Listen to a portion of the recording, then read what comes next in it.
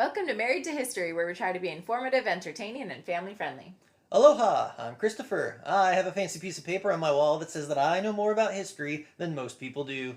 I'm Shirley. I'm a homeschool mom that relies on good curriculum, Christopher, and Hairspray the Musical to teach our kids history. Ugh, hairspray?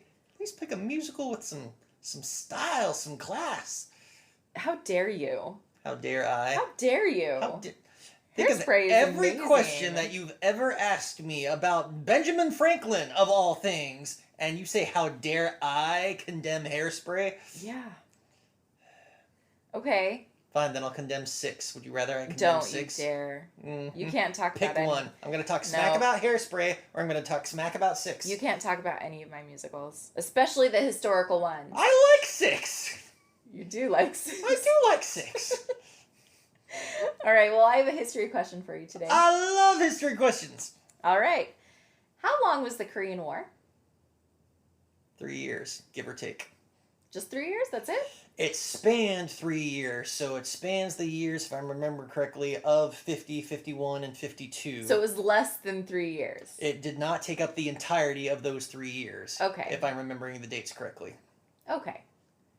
Now, how long was that little minor TV show? I believe Minor TV show? Wasn't there a TV M.A.S.H show? was a classic. That's what M.A.S.H it's was called. the classic. That M.A.S.H, yes. How long did M.A.S.H run for? You dare to lecture me about mocking Yeah. some backwater musical like Hairspray. Excuse you very much. And you say such visceral about M.A.S.H? I just want to know how long M.A.S.H ran for. 11 seasons. 11 seasons. But the war it was about was only 3 years. Less than. That is true, but the show was such a big hit, so they kept going. And I've always been curious. I've never done the work. If somebody out there has, I'd be interested to read it. I've always been curious, okay, if you start watching the show from episode 1 all the way to the end, and you keep track of how many days go by, in the 11 seasons, did they manage to shrink it down in the time span that the war actually took place? So It'll be kind of hard because there's at least one episode that episode by itself spans a whole year. But you can say that everything else happens like in between some of the bits of those that year. So how many average episodes per season were there? Oh, I don't remember off the top of my head, but I'm going to guess there's probably at least 20, between 18 and 20 in each season, except for the last season. I want to say the last season only had like 11 or 12 episodes to it. Huh. Okay. So, why? I mean, Why? you said it was just a popular TV show. It was a popular TV show. How did they not run out of material, though?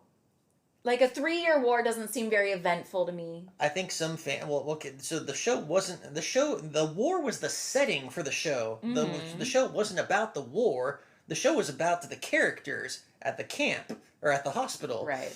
So, that's, think about it like The Office. There's no reason for a show about an office to run for, how many seasons did that run? What, 9 seasons? It was either 9 or 11. I can never remember. There's no reason for a show about an office to run for 9 seasons. People but it wasn't work at the same job for many years. But it wasn't about the office. It was about the characters. That's true. That's true. So, and I don't, I didn't watch The Office nearly as much as you did, nor as often as I used to watch M.A.S.H. But I'm sure that there are probably some fans of the show that would agree with me that towards the end, you could tell they were kind of starting to run out of material. I think that's probably why they call it quits when they did.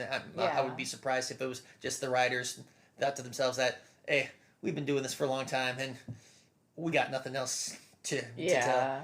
I know that they did try. There was at least one spin-off series that they tried. I think there were several that they tried, but the only one that I'm familiar with off the top of my head, I believe it was called After M.A.S.H. They got Colonel Potter, Klinger, and I believe Father Mulcahy. Did Honeycutt get a spin-off? I don't No, think no, he Trapper did. Trapper got one, but I don't think spin-off. that one ever aired. I think After M.A.S.H. is the only one that ever aired an episode, but I could be wrong. So I think Trapper got an episode. I want to say that there was another one where Winchester or maybe Houlihan was going to get a show, but I don't think anything ever came around. But in either case, the only one that I'm certain of was the After M.A.S.H. one, and I believe the only people that they got to come back for that were Klinger, Colonel Potter, and Father Mulcahy, but I don't think it even lasted a full season. Oh, Radar. I think Radar almost got his own show too. That would have been a good show. But yeah, I don't think that one ever saw the light of day either. Yeah. Okay, so it wasn't about the war, it was about the setting. I looked it up. There was 251 episodes in the main M.A.S.H show. All right. So yeah, that would work out to be less than that would be about 24 or no, about 23 episodes on average, I'd say. Yeah. Per season. And the US was at war in Korea 3 years, 1 month, and 2 days. Oh, so it was a whole 3 years. Yeah. Oh, okay. I got those numbers wrong. It was from June 1950 to July 1953. Okay. Yeah, so you could do. And I want to point out something. It isn't an episode a day. It's more than that. I want to point out something because I'm sure that there are some historical. There are some people that take history as seriously as I do, perhaps more so on some areas. That yes, the Korean War is still not over. No. In 1953, they held a ceasefire. Okay. That ceasefire remains in place. There was never It's the same agreement? There was never a peace treaty. Dang. So technically, the Korean War is still going on. And the U.S. is still stationed in South Korea. I knew I was wrong. Yes, we have military bases in South Korea, but that might not change. I mean, we have military bases in Germany and elsewhere around the world. That's true.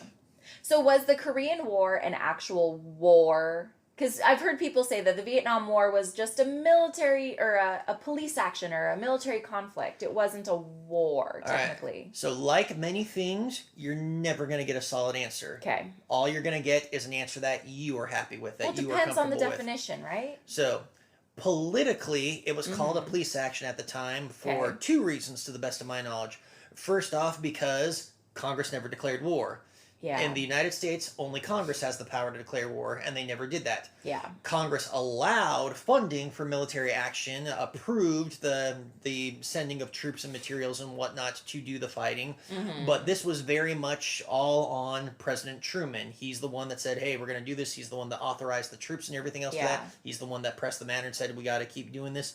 So it was called a police action for the two reasons, again, being that first off, because Congress never declared it an actual war. Yeah. And the second, because it was to enforce, amongst other things, the idea of the Truman Doctrine.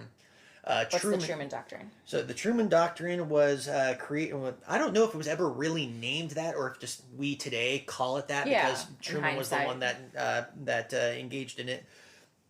Was the idea that President Truman made a promise in the fear of communism spreading throughout the world. President Truman made a promise that any independent nation that is being subject to falling into the hands of communism, either through foreign invasion or even civil strife, incursions, or anything to that nature, the United States will back you, will send you aid, be it financial, military, or otherwise. And in the case of Korea, that's what happened. So following the end of World War II, Korea, which had been a Japanese colony, conquest area for about 50 or so years or so. Since 1910? Yeah, okay, so closer to 30 or 40 years. Had been controlled by the Japanese. It gets divided between the United States and the Russians at the end of World War II. The Russians have influence over the northern half. The United States has influence on the southern half. The idea being that the Russians and the United States are going to administer these lands until the country is ready to come together, and until the country is ready to run itself.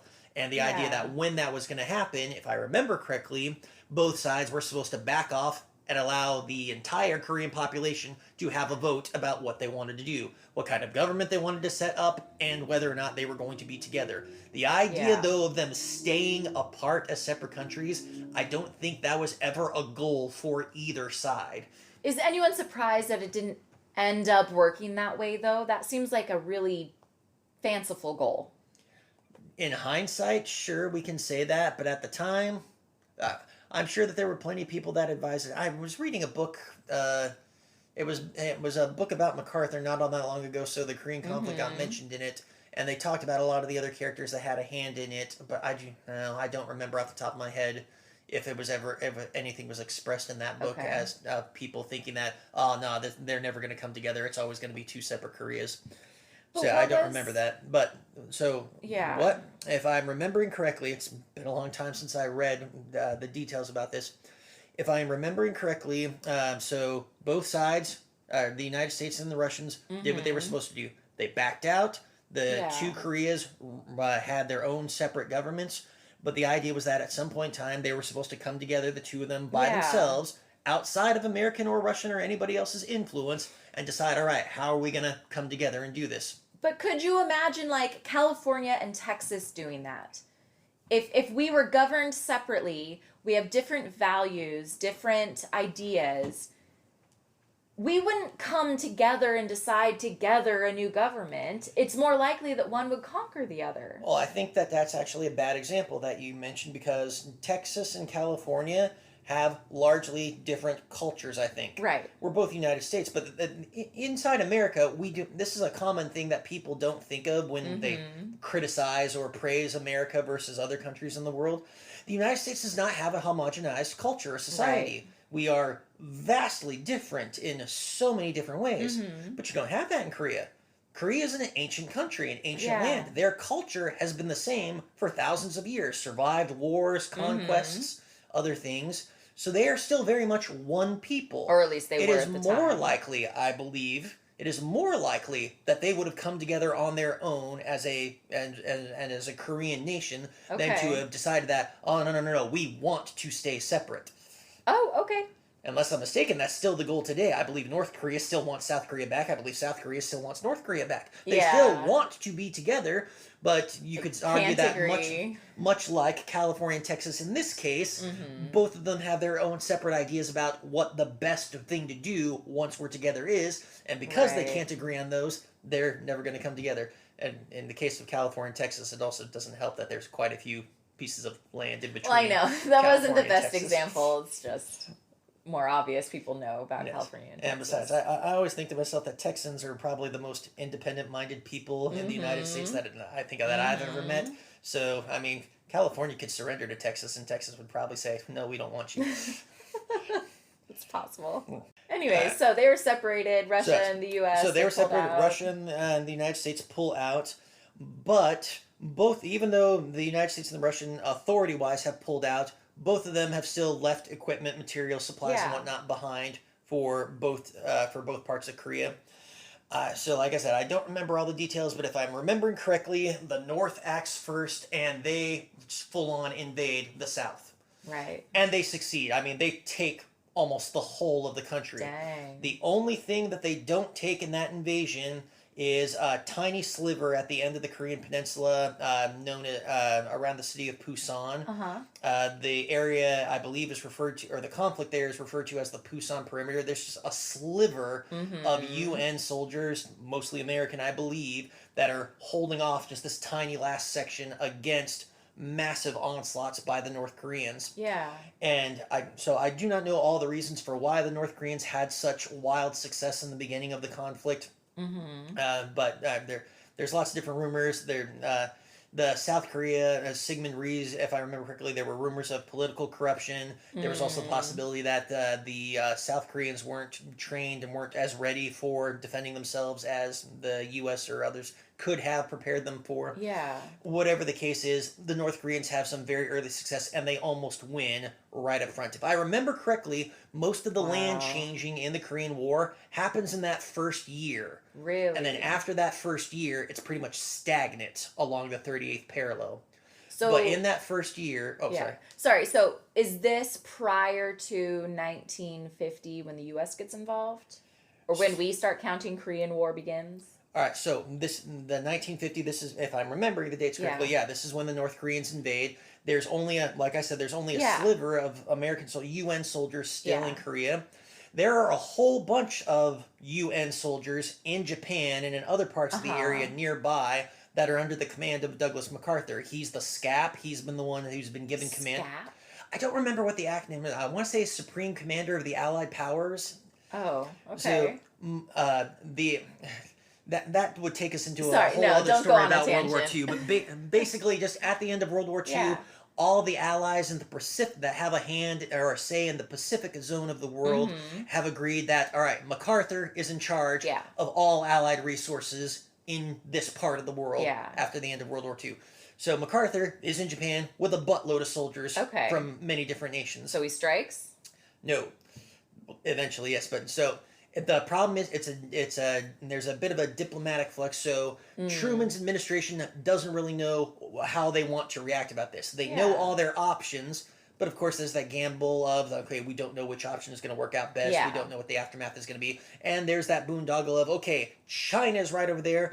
China and the U.S. are no longer friends. They were during the Second World War, but that relationship sours in between 45 and by 49. When the communists have won the revolution, the United States and China just aren't friends anymore. So at one end of Korea is Japan, which is firmly under the United States' control. Yeah. But at the other end of Korea, literally, China and Russia, who don't like the U.S. That is tricky. Yeah. But Truman Doctrine says... The Truman Doctrine says, yes. So eventually... the U.S., I don't remember if this is Truman's idea or if this was purely MacArthur's idea. Eventually, the U.S. does turn the tide.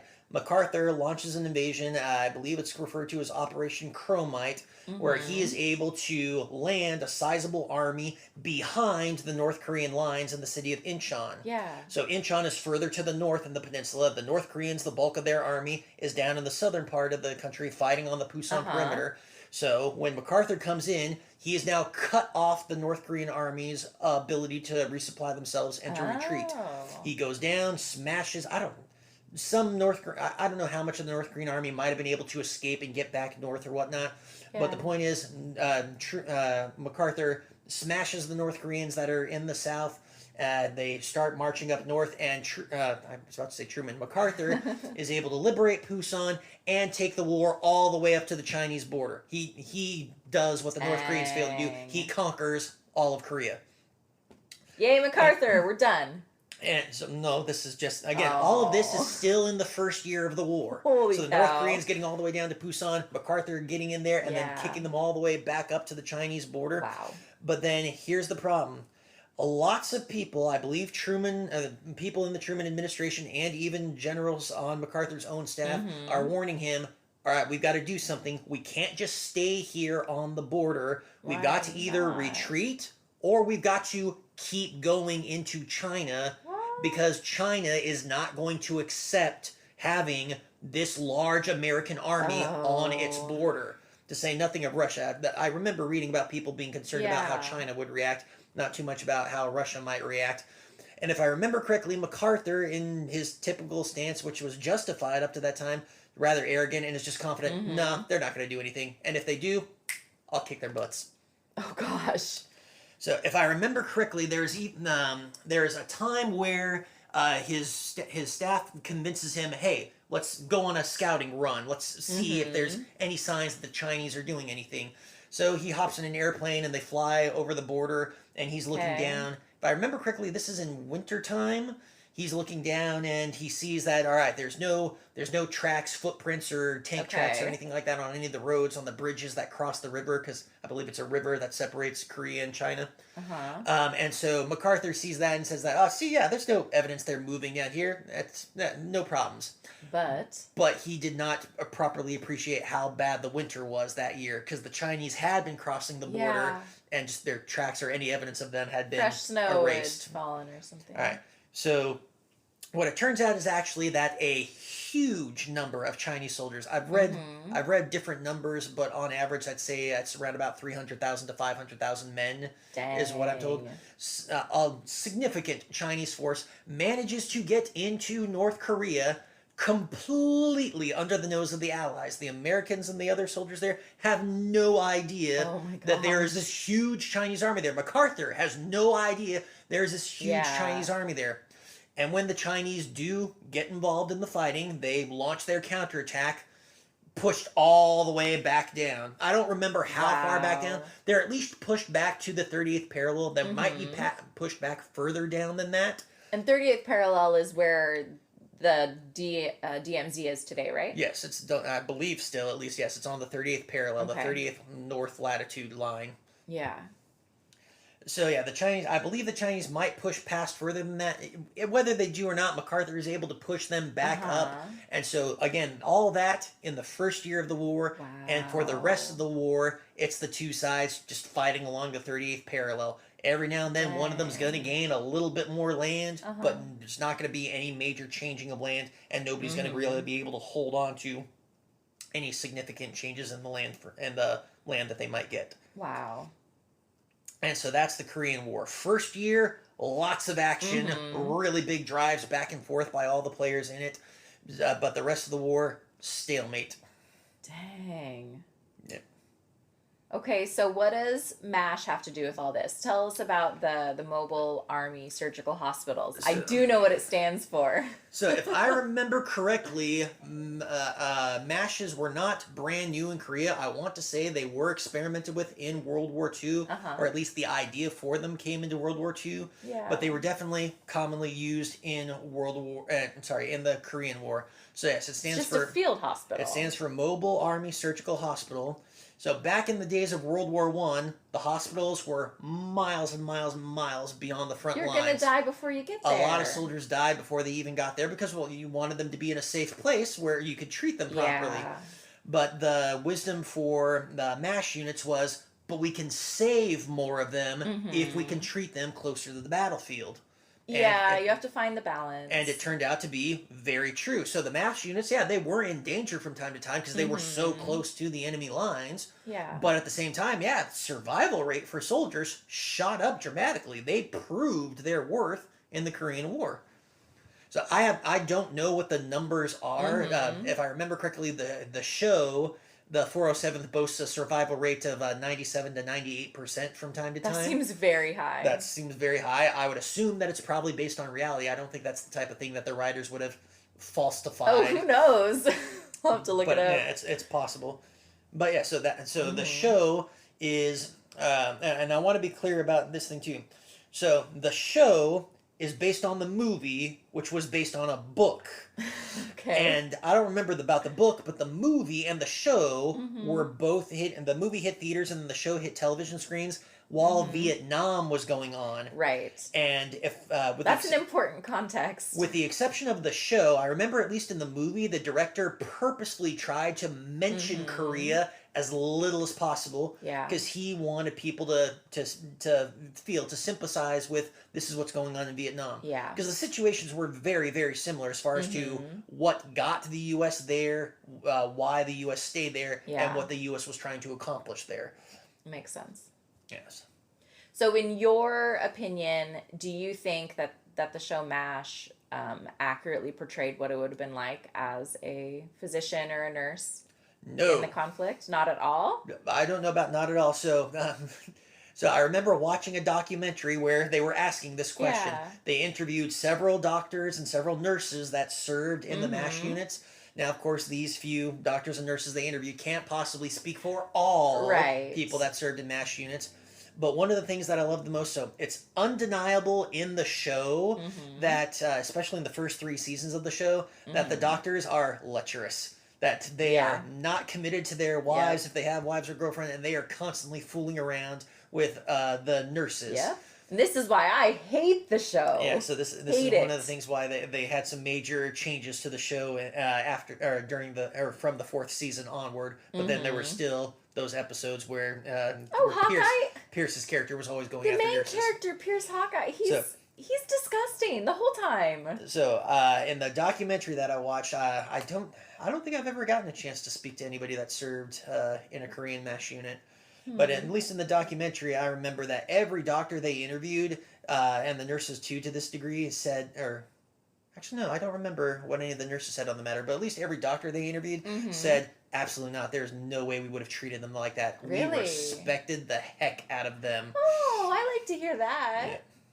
But as far as like the 4077, it's a mobile army surgical hospital. Yes.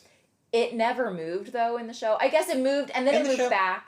And in the show, they moved on a couple of They had occasions, a couple but yes, they would. scares. I think the longest they were ever gone was like 5 minutes out of one Yeah. episode, and then they moved right back. Yeah. Actually, I should take that back. I believe they moved for several more than 5 minutes in the last episode. Oh. Before they end up going back again. Yeah. Oh, and I'm forgetting that even still. There's a two-parter. There's a two-part episode where the entire first part of the episode is them packing up and moving to another location, a new location. And then they come back. But yes, by the end of that second parter, because I think it was a two-parter, I might be remembering it wrong. By the end of the second parter, or by the end of that episode, yeah, they come right back again. So, to your knowledge, considering that after that first year, there wasn't a whole lot of movement back and forth across the 38th parallel, does that mean that the hospitals wouldn't have moved that much? I've never read anything to that would suck. I've never read anything to give me the confidence to answer that question. I wouldn't be surprised if there was a fair amount of movement from time to time, because, so like I said, nobody was ever able to hold on to any of their gains, but that doesn't mean that there weren't periods where one side, either the Chinese or the Americans, made a large breakthrough that maybe they were able to hold on to for a couple of days or so, and especially if it was a gain that the Chinese made, that means that the hospital, if it got close enough to the hospital, they would have moved and evacuated them to get as many people as they could, particularly the nurses, to safety. Yeah. Why particularly the nurses? Are you being misogynistic? No, I'm not being misogynistic. The nurses couldn't take care of themselves in the middle of a war zone. You are judging that by modern day ideas about masculinity No, and I'm feminism. just being ridiculous because these nurses weren't trained for combat. They were nurses. Yes. Now, I'm not saying that these nurses didn't have the ability to pick up a gun and shoot somebody that was coming at them, but it was the idea of men's... This was back in the time period where a man's responsibility was to protect women. Yeah. So one of the easiest ways to protect women is, the enemy's getting too close. Women, run. Hop on that bus. Yes, and I'm not saying that's a bad thing at all. It makes a lot of sense that that's how they operated. I wouldn't be surprised if today that's not how it happens, because there's plenty of women in the military, and I would like to assume that nowadays or I don't know if I would say I'd like to assume, I would expect that today, if an enemy unit was getting too close to a M.A.S.H unit, they'd say, nurses, toss those scalpels away, pick up an M4, or, well, not an M4. I don't know modern day weapons. I have no idea what the military uses anymore. I don't think they use M16s as much as they used to. Well, but now I'm curious, what's the percentage of male versus female nurses in the military? I have no idea. Because there's more female soldiers and more male nurses now. I have no idea. Everything's changed. And again, I have no idea. Yeah. There is an episode in M.A.S.H where there is a male nurse, and I have no idea if this was a reality or not. He got shafted. So all the nurses, when they were brought into the army, they were made officers automatically. If I remember correctly, that was because women weren't allowed to be in the lower ranks. Women were automatically made officers if they were brought into the military. If I remember correctly. I don't remember ever reading about a woman who, if she held rank, was not an officer at that point in time. So today women can be enlisted ranks. Oh, yeah. And it happens all the time. So, but yeah, this guy, he was a registered nurse, just like, or at least according to the episode, was a registered nurse, just like all the other women. Yeah. But because he was a man, when they brought him in, they made him a private. Yeah, see, if that's true, that's real messed up. That's like a weird loophole, I guess, that nobody thought of. I would say it's entirely based on, again, the misogyny of that time period, or the attitude that was commonplace that time period. It's like, you're a man, you're not supposed to be a nurse. Nursing is a woman's job. Yeah. If you're a man, odds are, if this guy showed up and he was a man and he told them he was a nurse, whoever heard him say that or saw his credentials or whatnot specify he's a nurse, probably thought, this is the lamest draft dodge I've ever seen, dude. Private. Oh gosh, that's possible. Yeah. Gosh. Okay, do you have anything else to say about M.A.S.H, about Korean War? I know that it is not a good family show. Shirley has to this day refused to allow me to let my children watch it, and I understand. Yep. Because I know there are bad, not family-friendly things in that show. But I still love it. I still think it's a hilarious show. I look forward to watching it with my kids one day and having them tell me, oh, that's horrible. Oh, that's terrible. That's a bad thing. But at the same time telling me that aside from those bad things, that's funny. Right. And beyond it there are funny episodes that aren't bad. Yeah. Well, and I think even more important, not just about the comedy, but would agree that there's value in watching the episodes, learning about humanity and war and Because even though it's a comedy-based show, stuff. every now and then they do a very serious Yeah. episode in there, and I've enjoyed most of those moments. Which is why I'm considering letting us watch it as a family, as long as we censor some things. You hear that, people? Hallelujah! Victory! We have victory! As long as it becomes a valuable history lesson, so I can justify it in my head that they're learning something, so we can discuss all this. Do you not know No, who you married? I know. Everything is a history I know. lesson. And you that's can bite why. your nails, and there's a history lesson. Yes. It is a condition that some people Oh my have. gosh. I mean, they bite. Oh my gosh. Okay, fine. You don't have to be like that. There's an episode about that in M.A.S.H where Pierce tricks About nail biting? Radar into thinking that there's a bad neurological Yeah. disease that you can get from biting your nails. Oh my gosh. Okay, if we're gonna bring up random M.A.S.H moments. We don't have to bring up random. No. But no, it one that popped in my head, which I think is awesome, and one of the reasons where I'm like, okay, I see the value in watching this, is that one where the guy has to get a blood transfusion, and he was so afraid of Okay, I'm gonna stop you. Oh, sorry. Keep going. getting blood from a non-white man. Oh yes. Okay, that episode. Yeah. All right. That was poignant. And I enjoyed the humor that they had with that. Right, they were Especially able to teach this concept of like, dude, you're a racist and that's messed up, but in a comedic way, so it really engages you. Mm-hmm. Sorry, you were gonna say. No, I was gonna say I enjoyed what they did to him. So for those of you that haven't seen that episode, I don't remember what they used, but when they sedate him to get him to go to sleep, and every time that he's asleep, they go up to him and they have some sort of dye that they've made, and they start dabbing on him so that it's making his skin darker. So every day he wakes up, he looks darker and darker skinned. Yeah. And so the joke that they're going with is they've teased him and that he thinks he's gotten the wrong color blood. And one of my favorite Quote the wrong color. It's all red. That's how he describes it. He says he doesn't want the wrong color blood. And so the one black nurse that they have on the show at that point in time. Yeah. Because I think there's at least 2 black nurses throughout the whole show. At the same time, though, I don't think there was ever two. I don't think they're there at the same time. Yeah. And I think this was the only one that had a lot of lines. The other one, I don't think she ever had that many lines. Anyway, she sees him and she's looking at his chart and she goes up to him and she whispers, "They got you down as white. Good work, baby." Oh my gosh. The joke being that. So this was something that was actually common at the time.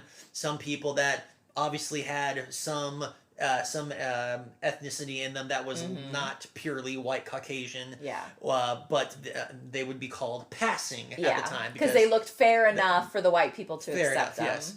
So yes, so even though he's very obviously, he's in like everything shy of the blackest of blackface. Yeah. She makes this joke that they got you down as white. Good work, baby. Yeah. It's a good one. Yes. I'll admit, that's a good moment. Mm-hmm. And they deal with that on a couple of different occasions. There's episodes where they touch on the subject of racism. But so this would actually point out something else that I like about the Korean War, or about Truman specifically. Truman is the president who desegregated the troops. Really? Up until his presidency, there were white military units, and there were military units for black men, and I believe it was even further than that. Asian men too. I think Asian men had their own units as well. Wow. I don't remember if it went any further than that. But when Truman became president of the United States, and Truman was a World War I veteran, he was a captain during the war. Okay. He served under MacArthur's command. Oh. Not like directly under him, but like MacArthur was a general at the time. Truman was one of the soldiers. Yeah. Under there, so there's his historical irony for you. Truman eventually becomes his boss. Yeah. Well, and Eisenhower too, because Eisenhower was MacArthur's clerk for a long time, and now Eisenhower is his boss when he becomes president of the United States. So, anyway, oh crap, what was I? I forgot what I was going to say. Truman desegregated the troops. Oh, yes, that's one of the things I like to say. Yes, Truman desegregated the troops, so no longer are there white units and black units and whatnot. Not everybody in the military was happy about the idea at the time, so there was a lot of racism amongst other things. But yeah, I think that's one of the better moments of a president of the United States in our history. That's pretty cool. Yeah. All right. Any other tidbits that we need to know. It's a about funny Korean show. War I or love the M.A.S.H. show. I can't recommend the movie. I've seen the movie on a couple of occasions, and in my younger days, I didn't think it was so bad. Now that I'm an older man with kids, I don't think I'll ever show them the movie. If they want to watch the movie on their own when they're We're older, super I'm not going to prudes. stop them or tell them, oh, don't watch that movie. It's bad. It's the devil's hands, child. I'm never going to do anything like that, but the Yeah. TV show is hilarious. And in case this question ever comes up, far and away, I think my favorite character on the show will always be Major Winchester. Why is that? Loved Major Winchester. Because so I loved Burns also. I thought Burns was hilarious. Yeah. But I don't know if they did this on purpose or not, but in Burns' last season was season 5, and they really shafted him. Oh yeah, he goes downhill fast. Yeah. They like throw him to the side. Oh, because in all the previous seasons, it was him and Margaret Houlihan working together as a team to throw off the protagonist, to throw off whatever the good guys were trying to do. But in season 4, and again, so I don't know if they did this on purpose or not, or what their end goal was, they decided to get Margaret to be, and she met some other guy, she got engaged to him instead. So this means that the romance between her and Frank is over, and over in the very same episode, she goes immediately to I'm not going along with any of Frank's old ridiculous idea, like everything that she would blindly follow in the previous seasons. And she's not going along with or whatever. There is like one or two of his schemes or theories or whatnot that she does kind of support, but for the most part, she's not his friend anymore. Yeah. And he goes through the entire 5th season really without any friends, without any allies. He's basically just an annoyance in the 5th season, which I think is absolutely terrible. He deserved it though. Like Burns needed to leave the show before that. I have no sympathy for that character. Okay, so yes, I'm not gonna. I'm not gonna speak against that. And so anyway, at the end of the 5th season, they got rid of him. Season 6, they replaced him with Winchester. And one of the things I liked about Winchester was not just because he was funny, but also because, unlike Burns, Winchester did not need Houlihan or anybody else to support him. By himself, he could play fair game. He could give fair competition to Honeycutt and Pierce. Yeah. And I loved that was a much about his stronger character. He was so much stronger in almost every way. And he had his failings too. Like there were plenty of times where they had good reason to go at him hard and pick on him, tease him, belittle him. But he fought back so much better, so much more classy. He fought back with their own weapons at the same time without stooping to their kind of level. Yeah. So I love Major Winchester. Yeah, he's pretty great. Awesome. I miss that show now. I know. I'm making you want to watch it more. And it's a great documentary about the 3-year Korean War. All right. It's a terrible documentary about the war. Amongst other things, everything you saw on TV was true. Amongst other things, they jump back and forth. There's if you study the Korean War and you watch the show, you can tell that hey, this episode, I remember learning about that in the Korean War. Yeah. Then 2 seasons later, they'll talk about this. It's like, wait a second. That incident they're talking about, I know that happened before the incident they were talking about in that season 5 episode. Yep. And that's how they got away with having it so long. It's not a strict timeline. And continuity is always a problem in shows like this. I think one of my favorite continuity errors is, if I remember correctly, Klinger's blood type changes at least 3 times over the course of the show. Gosh. That's awesome. Yes. Wow. TV in the basically, 60s, 70s? Basically, if ever a character needs to give blood, Klinger just magically has the right blood type at that time. How convenient. Yeah. All right, let's stop there. Thank you for listening. If you liked what you heard, then please subscribe, tell your friends, and leave us a 5-star review. If you'd like to hear a future episode with more information about today's topic, contact us on Gmail, Facebook, Instagram, or TikTok at Married to History Pod. Also, please contact us if you have a silly question idea or if there's something from history that you would love to learn about. Or your favorite M.A.S.H episode. Just be sure to specify in your message if it's a silly or serious question, because we don't want to treat a genuine a genuine quest for knowledge as a joke. Talk to you later. Bye-bye. Bye.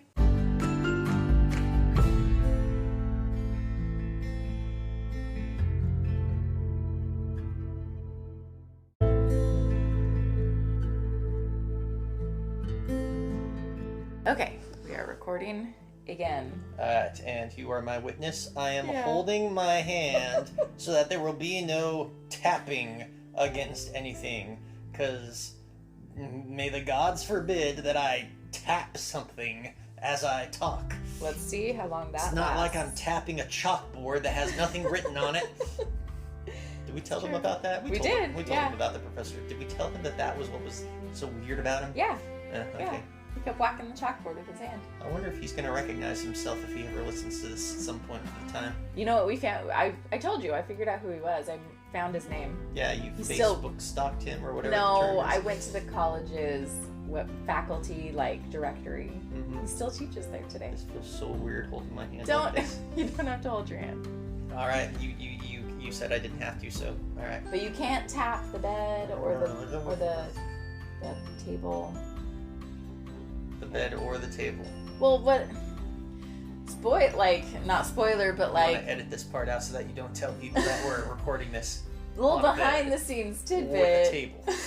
Behind the scenes tidbit. We don't have a studio. We have a single mic that's on a board on our bed. So yes, it's our little table on our bed. There it is. That was the table. That's the bed. That was the bed. That was my hand. Yep. Okay, we ready? I suppose we wasted enough time. 130. Oh, not That's 100. 1 minute. 1 minute 37. Yeah. Okay. Okay. Yes, that's probably enough time.